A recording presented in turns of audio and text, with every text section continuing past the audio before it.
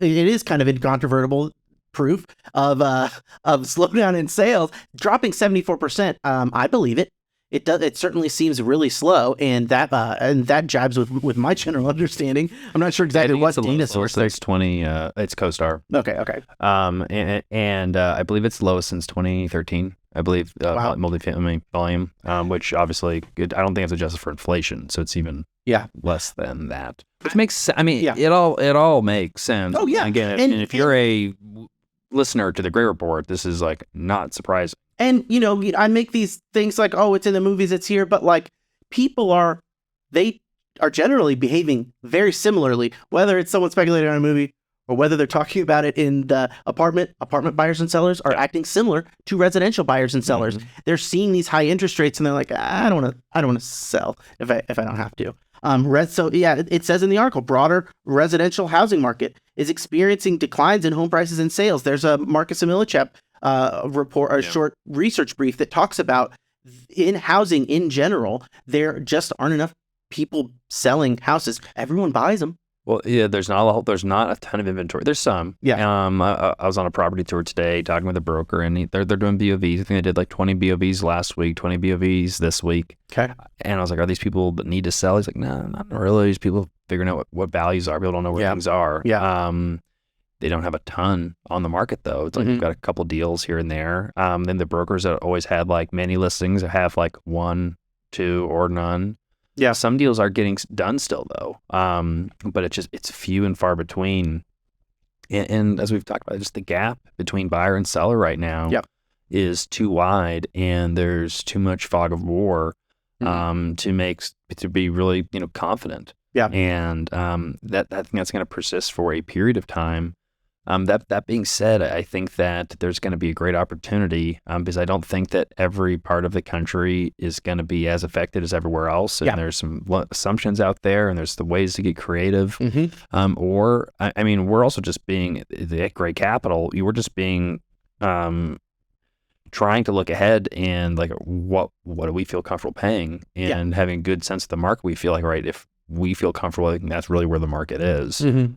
Just from experience. And the brokers kind of are basically like, here's how it works. If you're talking about another deal that's not their listing, they agree with you on price. That's good. Yeah. They're like, no, exactly. It's like, we'll talk to a broker that didn't get a listing, and we're like, we were penciling in at $40 million. They want 60. And the broker's like, no, our BOV was at 41. Yeah. You guys are right on. Yeah. And we're like, okay, good. That makes us feel better because we're no mean to be offensive, but like we can only pay $40 million for this. Yeah. We can't pay a penny more. And that's what's like, can you get the 55? We're like, no. Yeah. And that, honestly, it's so funny that you mentioned that, because I was again, this is this Marcus and Millichap housing article. I was thinking about like in the residential, and just the home buying everyday Joes that are buying and selling their homes. It's almost like there's an artificial price floor where, I do want to buy, but I can't buy at above this number. Well, yeah, no, because it's absolutely the case. Is like the more your monthly mortgage is so high, it's like it is not possible. Yeah, it is not. It doesn't work. And I think there's nothing to be said except for like, these prices haven't been discovered. This is a market that is not matched right now. I don't know what the vocabulary is, but like there's a clear, it's not working right.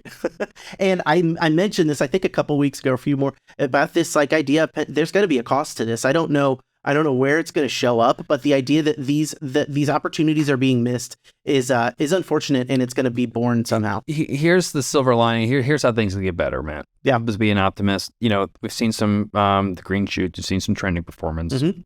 If that trend continues, there will be more interest. Yeah. If rate increases at the Federal Reserve plateau, which they may in the near future, that will give at least a sense of direction, at least where rates are. You can just predict. You can like model where your rate will most likely be, maybe. Yeah. Or at least within a range. It's not going to go up 100 basis points before you close. That will give buyers confidence to move forward, put some money down, and move forward on a transaction. If you see those two things happen, then it's the buyers who are going to have to be speculating against each other of how much potential growth they see, what type of returns they want. But we can at least all like agree on a couple truths, like, okay, where are rates going to be, and the sort of the direction of rent growth. Yeah. Because right now you've got buyers who are like, no, I'm up, like, zero rent growth, none. Yeah. It's got to work. I'm falling closer to that camp of like, it's got to work like that. Mhm. Now, will there be rent growth? Yeah, there's going to be rent growth of 10 years, but like, it's got to work with none. Yeah. That's like almost impossible to do right now, to be Mhm. honest. But then you're going to get eventually some people, if, okay, we know what interest rates are going to be, we see some growth, people are like, well, no, maybe there's going to be 5% rent growth. Maybe there's going to be 4% rent growth for the next couple of years. Maybe it's just 3%. But all of a sudden you can factor in a little bit, not even aggressive assumptions, but like growth-oriented assumptions that are based in some kind of trend rather than throwing a dart at the wall, because everyone's just throwing a dart at the wall right now and rubbing two sticks together to like see what happens. Yeah, well, and there could be people. Is that even an out? Well, I mean, that's fine.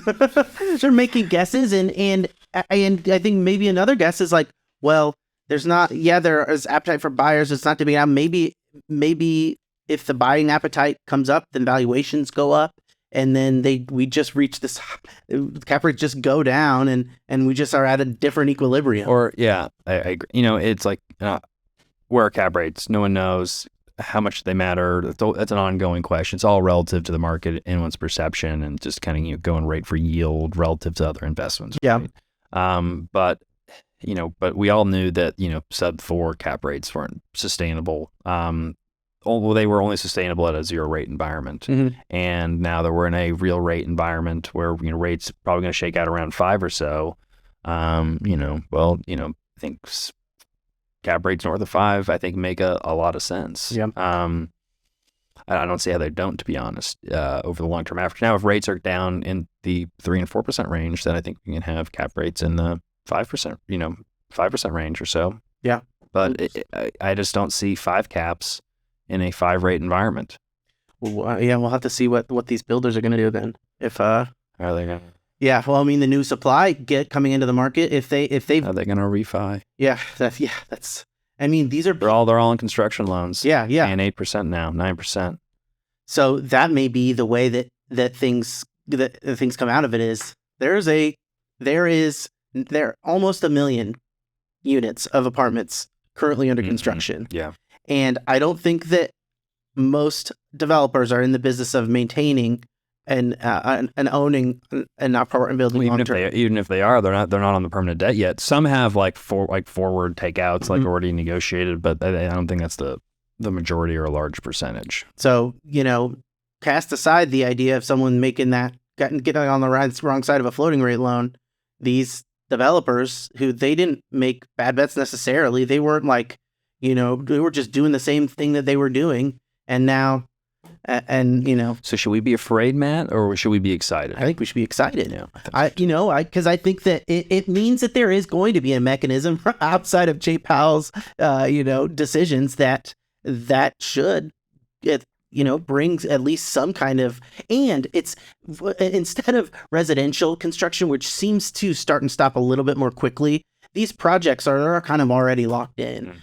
Some may be abandoned, but not with that cost. And that's another thing that abandoned sunk so much. A lot of sunk costs. So that may be a small release valve. But. Yeah,